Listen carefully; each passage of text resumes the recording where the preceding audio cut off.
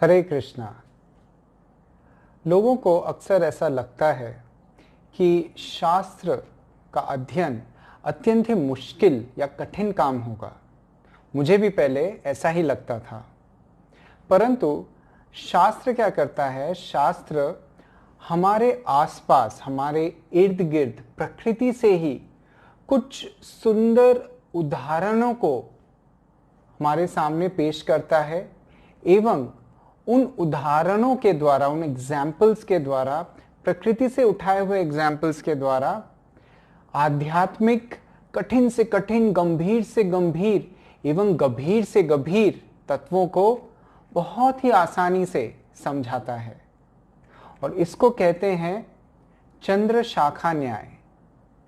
जिस तरह एक माँ अपने बच्चे को ये सिखाना चाहती है, ये दिखाना चाहती है कि चांद कैसा दिखता है, लेकिन रात्रिकालीन आकाश में जहाँ बहुत सारे बादल, तारे और चांद भी है, तो बच्चे को समझ में नहीं आता कि माँ किस वस्तु को, किस चीज़ को चांद बोल रही है। तो माँ क्या करती है? माँ एक वृक्ष के पास जाती है एवं वृक्ष के दो टहनी या दो शाखाओं के बीच से वो उस दृष्टि से बच्चे को दिखाती है कि देखो, वो जो दो शाखाओं के बीच में गोल सा, उज्जवल सा चीज है, वो है चंद्रमा। और इस तरह से बच्चे को समझ में आ जाता है कि माँ किस चीज को चंद्रमा बोल रही है और क्या है चांद, कैसा दिखता है चांद। हालांकि चांद बहुत दूर है, दोनों शाखाओं के बीच में फंसा हुआ नहीं है चांद। चांद तो आसमान में है, लेकिन बच्चे को समझ में आ जाता है कि चांद क्या है। वैसे ही प्रकृति से उठाए हुए उदाहरण सटीक नहीं भी हो सकते हैं, लेकिन हमें वो एहसास कराता है कि आध्यात्मिक तत्व है क्या। उदाहरण के तौर पे शास्त्र कहता है कि भगवान श्री कृष्ण का वर्ण या रंग है उस मेघ के तरह, उस बादल के तरह जो अभी बरसने वाला है। कुछ काला सा है, कुछ नीला सा है, इस तरह का इसके आसपास का रंग है भगवान श्री कृष्ण का। हमको ये समझना पड़ेगा, कृष्ण का रंग ऐसा नहीं है कि बिल्कुल उस मेघ के तरह है, लेकिन उसके आसपास है और हमको समझ में आ जाता है कि भगवान का के शरीर के अंग का रंग कैसा है। वैसे ही ऐसे चंद्र शाखा न्याय से भरपूर है हमारा शास्त्र। और आज हम चर्चा करेंगे ऐसे ही एक सूचक, सीख देने वाला कहानी जो श्रीमद् भागवतम में अवधूत ब्राह्मण का है। चलिए आज हम चर्चा करेंगे अवधूत ब्राह्मण के बारे में।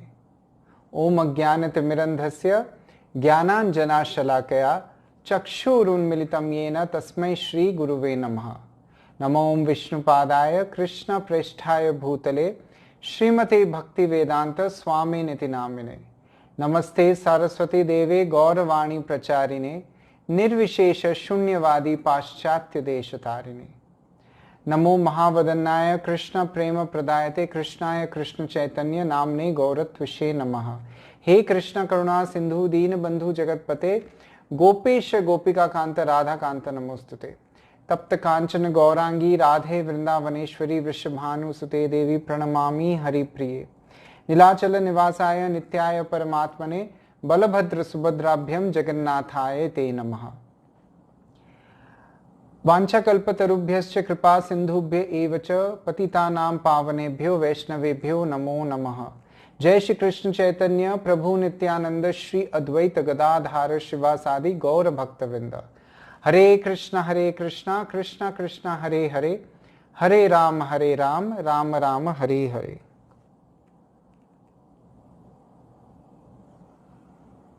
हरे कृष्णा। अवधूत ब्राह्मण से मुलाकात हुई महाराज यदु की।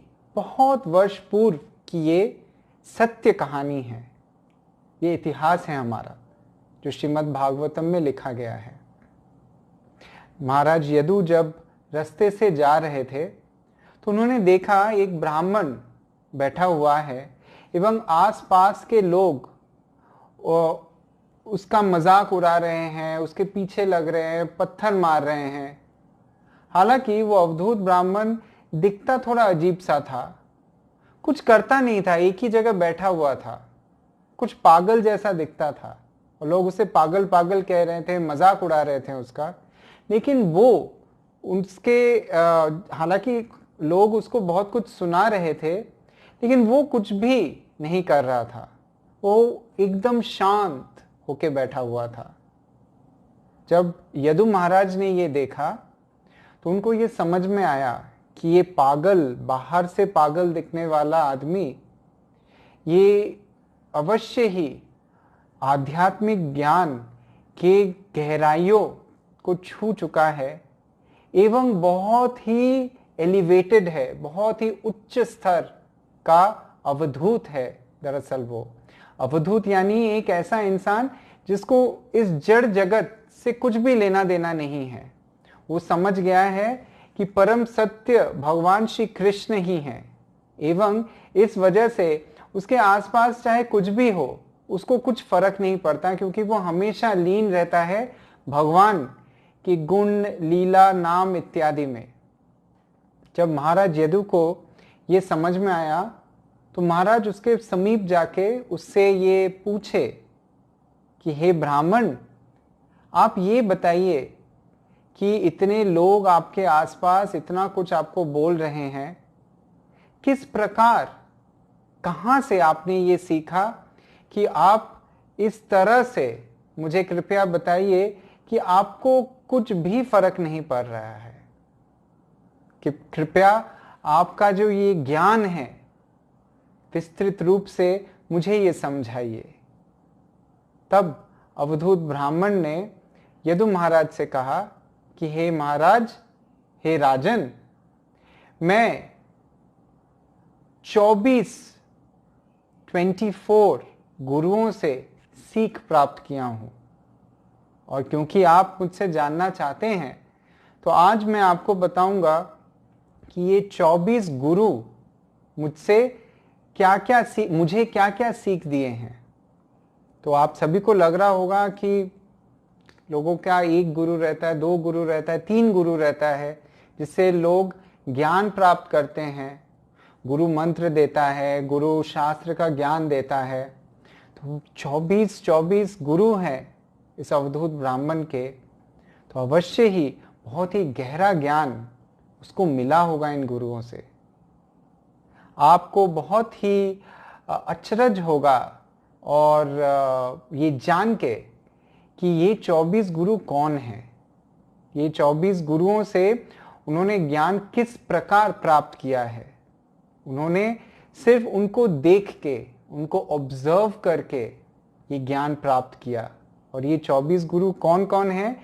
ये 24 गुरु हैं पृथ्वी, वायु, आकाश, जल, अग्नि, सूर्य, चंद्रमा, कबूतर, अजगर, समुंदर, भंवरा, मधुमक्खी, हाथी, मधु का चोर, हिरन, मछली, वेश्या, एक वेश्या जिसका नाम पिंगला था, कुरर पक्षी, एक बच्चा, एक युवती, एक लोहार जो बाण बनाता था, सांप, मकड़ी और हड्डा या वॉस्प जिसको हम लोग बोलते हैं, या पतंग भी आप कह सकते हैं। तो ये 24 प्रकृति की चीजों से उनको ऑब्जर्व करके इस ब्राह्मण ने ये सब इतना ज्यादा ज्ञान अर्जन किया था। तो चलिए सबसे पहले हम चर्चा करेंगे कि पृथ्वी से इस ब्राह्मण ने क्या सीखा, और ये हम चर्चा इस तरह से करेंगे कि हमें क्या क्या सीख मिलती है इन 24 गुरुओं से। तो शुरू करते हैं सबसे पहले पृथ्वी से। पृथ्वी से जो सीख इस ब्राह्मण को मिलती है वो है सहनशीलता की। देखिए, पृथ्वी के ऊपर हम लोग हल चलाते हैं, राइट? हम लोग ड्रिलिंग करते हैं ताकि हमको मिनरल्स और सोना चांदी इत्यादि प्राप्त हो इस पृथ्वी से, लेकिन क्या पृथ्वी कभी हमको कुछ उल्टे जवाब देती है? नहीं, बल्कि पृथ्वी हम सभी को एक माँ के रूप में धारण किए हुए हैं। चाहे बच्चा कितना भी कष्टदायी क्यों ना हो, लेकिन माँ उल्टे उसको कुछ नहीं करती है। इसलिए शायद पृथ्वी को इंग्लिश में मदर अर्थ भी कहा जाता है। और सही मायने में हमारा शास्त्र भी बोलता है कि पृथ्वी भी हमारी माँ ही है, क्योंकि ये हमको धारण किए हुए हैं। और कितना कुछ अत्याचार देखिए हम लोग पृथ्वी के ऊपर कर रहे हैं, पत्थर तोड़ रहे हैं, उसके ऊपर इमारतें खड़ी कर रहे हैं। और सबसे ज्यादा कष्ट होता है ये इस माँ, इस पृथ्वी को, जब पापिष्ट लोग बहुत ज्यादा बढ़ जाते हैं, जब सभी उसके बच्चे पापी होते हैं, तब पृथ्वी को सबसे ज्यादा दुख, सबसे ज्यादा कष्ट होता है। लेकिन फिर भी पृथ्वी सभी कुछ सहन करती है, सभी को धारण करती है। ये दो चीजें हैं, एक तो सहनशीलता है और दूसरा है चाहे वो जितना भी कुछ अनर्थ करे फिर भी वो उनके लिए कुछ ना कुछ देती ही रहती है। पृथ्वी उल्टे कुछ जवाब नहीं देती है। उसी प्रकार हमको ये समझना पड़ेगा कि दूसरे चाहे हमको कितना भी दुख दे, लेकिन ये दूसरे लोग भी मजबूर हैं प्रकृति के हाथों कि हाँ, ये जो जिस तरह से व्यवहार कर रहे हैं ये मजबूर हैं, ये लाचार हैं उस हिसाब से, उस तरह से हमारे साथ व्यवहार करने का, हमें दुख देने का।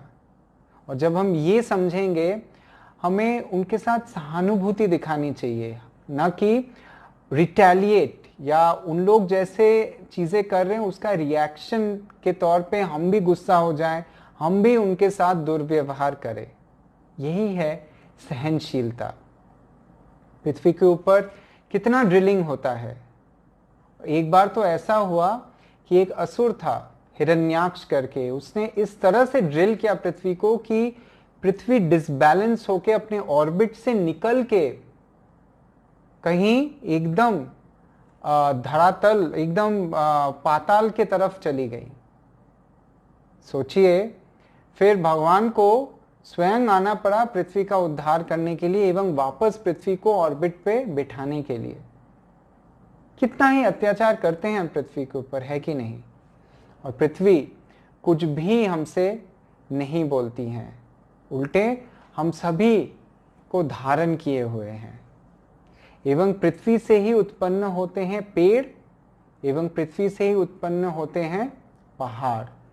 तो ये अवधूत ब्राह्मण बोलता है सिर्फ पृथ्वी से ही नहीं, बल्कि पृथ्वी से उत्पन्न होने वाले पेड़ एवं पहाड़ से भी हमें बहुत कुछ सीखने को है। देखिए, पहाड़ हमें कितना कुछ देता है। हम पहाड़ को के ऊपर वार करते हैं एवं तब हमको जाके कितने सारे मिनरल्स वगैरह मिलता है पहाड़ से। पहाड़ हमें सुंदर झरनाएं देता है। और जो पेड़ है, पेड़ से हमें कितना कुछ मिलता है, छांव मिलती है, काफी सारे पत्ते मिलते हैं, जड़ी बूटी मिलती है, लकड़ी मिलती है। एक साधु, एक भक्त को भी ऐसा ही होना चाहिए। पेड़ कितना कष्ट सहता है, लेकिन फिर भी कुछ ना कुछ दे के ही जाता है। दधीची मुनि के पास जब देवता गए और असुरों के साथ जब देवताओं की लड़ाई हो रही थी, तब उनको कहा गया कि एक पर्टिकुलर असुर था जिसका नाम था वृत्रासुर। वो वृत्रासुर तभी मर सकता था जब दधीची मुनि की हड्डियों से वज्र का निर्माण हो। सोचिए, आपके पास आके, आप जीवित हैं, आपसे अगर कोई बोले, चाहे वो देवी देवता ही आके क्यों ना बोले कि मुझे आपकी हड्डियां चाहिए, यानी आपको मरना पड़ेगा, तो क्या आप उसके लिए तैयार हैं? लेकिन देखिए, दधीची मुनि कितने बड़े भक्त हैं, कितने बड़े योगी हैं कि उनका पूरा जीवन सिर्फ दूसरों के लिए ही है कि मैं दूसरों के लिए क्या कर सकता हूं। और इस वजह से जब देवता उनके पास गए तो उन्होंने बेझिझक होके अपना प्राण त्याग दिया ताकि उनकी जो हड्डियां थी उससे वज्र बन सके और उस वज्र से वृत्रासुर का वध होता है। तो जब हम लोग के ऊपर लोग अत्याचार करते हैं, कितना कुछ बोलते हैं, कहते हैं, न्यूनतम मात्रा में हमको सहनशीलता तो दिखानी ही चाहिए। अगर हम उनके लिए अच्छा कुछ नहीं कर सकते तो रिटेलिएट भी मत कीजिए, सहन कर जाइए। सहनशीलता से बड़ी और कुछ शक्ति नहीं है। तो भगवान श्री कृष्ण भी गुणगान करते हैं पेड़ों का, क्योंकि ये जो वृक्ष हैं, वृक्ष दरअसल अपना सब कुछ न्योछावर कर देते हैं दूसरों के लिए और बदले में कुछ भी कभी भी नहीं मांगते हैं। भगवान कहते हैं एतावत् जन्म साफल्यम देहि नाम इह देहिषु प्राणेर अर्थे धिया वाचा श्रेय आचरणम श्रेय। मतलब ये जो जितने भी वृक्ष हैं, ये अपने पूरे देह में जितनी भी उसके अंग हैं, सभी कुछ से वो सेवा ही करते हैं। उसी प्रकार एक भक्त होने के नाते, एक इंसान होने के नाते, एक मनुष्य होने के नाते हमको ये चाहिए कि प्राणेर अर्थे धिया वाचा, अपने प्राणों से, अर्थ से, ध्यान से एवं हमारी जो बोली है, इन सारी चीजों से हमको भगवान की सेवा और साथ में भगवान के भक्तों यानी मनुष्य की सेवा करनी चाहिए। इसके ज्यादा ऊपर और कुछ नहीं है और इससे कम भी कुछ नहीं है। जब ये सेवा भाव हमारे अंदर आएगा, सहनशीलता ऑटोमेटिकली ही हमारे सबके अंदर आ जाएगी। तो पृथ्वी से हम सीखते हैं और अवधूत ब्राह्मण बोला कि पृथ्वी से मैं ये सीखा हूं कि किस प्रकार मुझे सहन करना चाहिए, क्योंकि आखिर ये जीवन है ही कितने दिनों का। जिस प्रकार पृथ्वी हर एक कुछ सहन करके दूसरों की सेवा करने के लिए कुछ ना कुछ प्रदान करती रहती है, मुझे भी ये सीख मिली है कि चाहे जो कोई कुछ भी कहे, कुछ भी करे, मुझे ये चाहिए कि मैं उनके लिए क्या कर सकता हूं। सोचिए, अगर सभी लोग इस प्रकार सोचने लगेंगे तो कितना अच्छा होगा। सभी एक दूसरे के बारे में ऑटोमेटिकली ये सोचने लगेंगे और कितनी खुशहाली होगी चारों तरफ, क्योंकि सभी एक दूसरे के बारे में सोचेंगे ये समझ के कि हम सभी भगवान के अंश हैं, हम सभी एक दूसरे से जुड़े हुए हैं, क्योंकि हम लोग सभी भगवान से जुड़े हुए हैं। तो ये थी पृथ्वी। जो दूसरा गुरु है वो है वायु। वायु जिस प्रकार हवा जब चलती है तो जिस भी किसी चीज के ऊपर से वो गुजरती है, उस चीज को थोड़ा बहुत कैरी करती है अपने साथ, उस चीज को लेकर चलती है।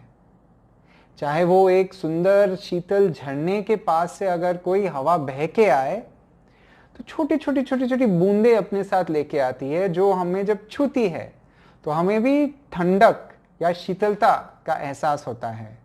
वहीं जब किसी कूड़ेदान के ऊपर से हवा चल के जाती है तो हमें बास आता है, बदबू आती है, क्योंकि वायु उस चीज को लेके आता है।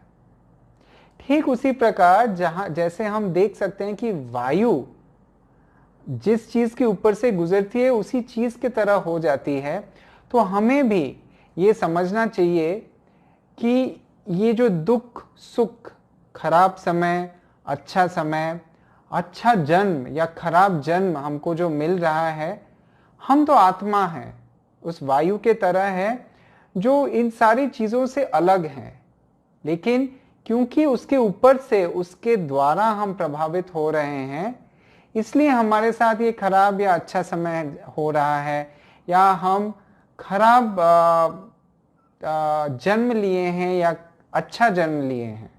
और ये जान के हमें विमोहित नहीं होना है इस चीज को लेके। We should not get distracted. हमें चाहिए कि हम शांत रहें ये जान के कि जिस तरह वायु अपने आप में सटीक है, लेकिन क्योंकि परिस्थिति वैसी है तो वो वैसा है। वैसे ही अलग अलग परिस्थितियों से गुजरने के बावजूद हमें शांत रहना चाहिए वायु के तरह, क्योंकि हम प्रभावित ना हो, क्योंकि हम आत्मा हैं।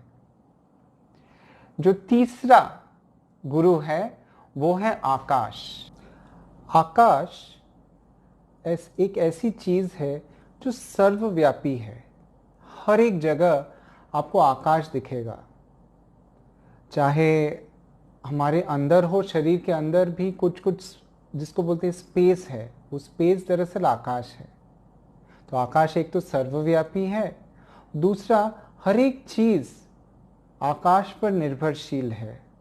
हर एक चीज को आकाश संभाले हुए है, विशाल आकाश जिसको बोलते हैं।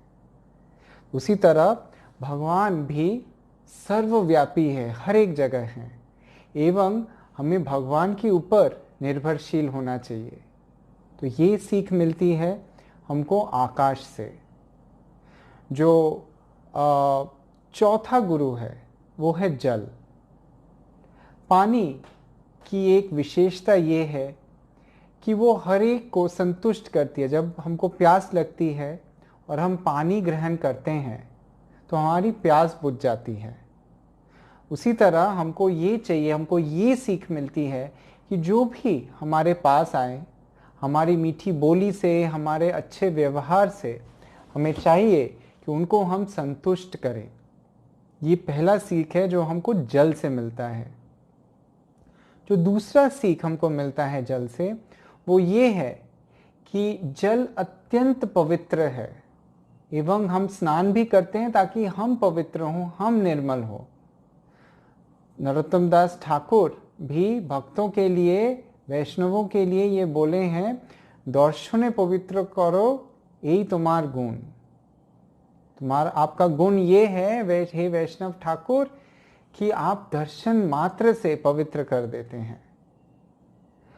तो जो भी हमारे संस्पर्श में आए, हमें ये चाहिए कि उनको हम कितना ज़्यादा प्रेरणा दे रहे हैं भगवान के पास आने का, ये कोशिश अवश्य हमको करनी चाहिए।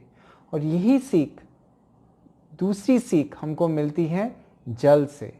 जल से एक सीख मिलती है कि हमें सबको संतुष्ट करना चाहिए, और दूसरी सीख ये मिलती है जल से कि हमें चाहिए कि जो भी हमारे संस्पर्श में आए उनको हम पवित्र करें, उनको हम भगवान के और करीब लेके जाने की कोशिश करें। नेक्स्ट जो गुरु हैं जिनसे अवधूत ब्राह्मण सीख प्राप्त करता है वो है अग्नि। तो अग्नि अत्यंत ही शक्तिशाली है, एवं जो भी अग्नि के पास आता है वो नष्ट हो जाता है।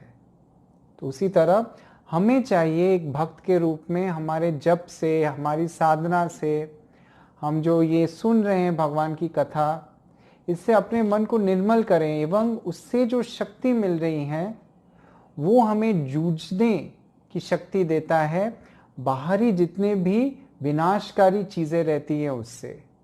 तो ये सीख है अग्नि की। अग्नि से हमको और भी बहुत कुछ सीखने को मिलता है। जो दूसरी चीज़ हमको सीखने को मिलती है अग्नि से वो ये है कि अगर कोई लकड़ी का टुकड़ा है तो आप देखेंगे उसमें अगर आप आग लगाएंगे तो अगर सूखी लकड़ी है तो बहुत जल्दी आग लग जाएगा। अगर उसके ऊपर थोड़ा सा केरोसिन छिड़क देंगे तो और जल्दी आग लग जाएगा। और अगर गीली लकड़ी होगी तो बिल्कुल भी आग नहीं लगेगा। उसी प्रकार इससे हमको ये समझ में आ रहा है कि अग्नि उस लकड़ी के अंदर ऑलरेडी मौजूद है, एक बस चिंगारी की ज़रूरत है उसको। तो जैसे जब लकड़ी जलती है तो कभी कभी दिखती है, आँच आती है, और कभी कभी फ्लेयर अप हो जाता है चीज़ें, मतलब बहुत ही ज़्यादा रूप में अग्नि हमको दिखती है। उसी प्रकार भक्त को चाहिए कि जैसे अग्नि छुपा हुआ है उस लकड़ी के अंदर, हमारी भक्ति, हमारी साधना हमारे अंदर ही छुपा रहना चाहिए। किसी को दिखाने की ज़रूरत नहीं है, दिखावे की ज़रूरत नहीं है। भक्त को चाहिए कि हम दिखावे से दूर रहें। हम जो कर रहे हैं, हमारे अंदर जो भावना है, जो भक्ति है, that is between me and the Lord. वो मेरे और भगवान के बीच की बात है। वो दूसरों के सामने दिखाने की ज़रूरत नहीं है उसकी, कि आप कितने विशाल भक्त हैं या कितना कुछ कर रहे हैं। एक और सीख ये है, अगर आपके अंदर कुछ गुण है, कुछ शक्ति है, उसका भी कभी घमंड करके दूसरों को दिखाने की ज़रूरत नहीं है। आपको चाहिए कि वो आपके अंदर भगवान की देन है, एक गिफ्ट है भगवान का, तो उसे संभाल के रखिए और गर्व मत कीजिए और दिखावा मत कीजिए उसका। तो अग्नि से ये दूसरी सीख हमको मिलती है। जो तीसरी सीख हमको मिलती है अग्नि से, वो ये है कि जब आग जलती है, सोचिए एक लकड़ी के ऊपर आग जल रही है, तो आप उसको अगर ज़ोर ज़ोर से हवा में हिलाएंगे तो आग और ज़्यादा बढ़ जाता है और हमें वो आग तब दिखने लगता है। तो कभी कभी ऐसा होता है कि आपने भी देखा होगा, अगर आप किसी को बोलेंगे कि आप मंदिर क्यों नहीं आते, तो वो सबसे पहले ये बोलेंगे, भाई भगवान तो सर्वव्यापी है, हर एक जगह है, मुझे मंदिर जाने की क्या ज़रूरत है। तो मंदिर जाने की ज़रूरत इसलिए है क्योंकि आग तो है, उस लकड़ी में आग तो है, लेकिन क्या हम में वो शक्ति है कि हम उस आग को देख सके? क्या हम में वो पावर, वो शक्ति, वो क्षमता है कि हम भगवान को हर एक जगह देख सकें? हम तो उस लेवल पे नहीं है, उस स्तर पे नहीं है कि हम हर एक जगह जिस भी चीज़ को देखें उसमें हमको सिर्फ भगवान ही नज़र आए। तो इस वजह से हमको ज़रूरत है कि हम मंदिर जाएं और जाके भगवान का सुंदर विग्रहों का दर्शन करें। तो ये जो सीख है, ये तीसरी सीख है जो हमको अग्नि से मिलती है। पहली सीख ये थी कि हमें चाहिए कि हमारे तपस्या से, हमारी जो जप की क्वालिटी है, जो जो चीज़ हम साधना में कर रहे हैं, उससे हमारे अंदर एक ऊर्जा, एक शक्ति पैदा होती है और उस शक्ति को हमें इस्तेमाल करना चाहिए जब हम बाहरी दुनिया के साथ जूझ रहे हैं, उसका इस्तेमाल वहाँ करना चाहिए। तो दूसरी सीख है वो ये है कि हमें कभी दिखावा नहीं करना चाहिए, हमारे अंदर जो भी है, भक्ति हो या गुण हो। और तीसरी सीख ये है कि अवश्य जो चीज़ भगवान के पास हमें और लेके जा रहा है, क्योंकि हम उस लेवल पे, उस स्तर पे नहीं है कि हर जगह भगवान को देख सकें, तो हमें चाहिए कि भक्तों के संस्पर्श में आए, मंदिर जाएं, विग्रहों का दर्शन करें, फेस्टिवल्स में या उत्सव में हिस्सा लें। उससे हमें ही फायदा होने वाला है, क्योंकि हमें तब धीरे धीरे धीरे धीरे हर एक जगह भगवान दिखने लगेंगे। तो आज हम लोग ये 5-6 जो गुरु हैं उनके बारे में हमने आज चर्चा किया। बाकी गुरुओं के बारे में और उनसे हमें क्या क्या अच्छी अच्छी सीख मिलती है, उसके बारे में हम चर्चा करेंगे अगले सेशन में। हरे कृष्णा कृष्णा कृष्णा हरे हरे, हरे राम राम राम हरे हरे।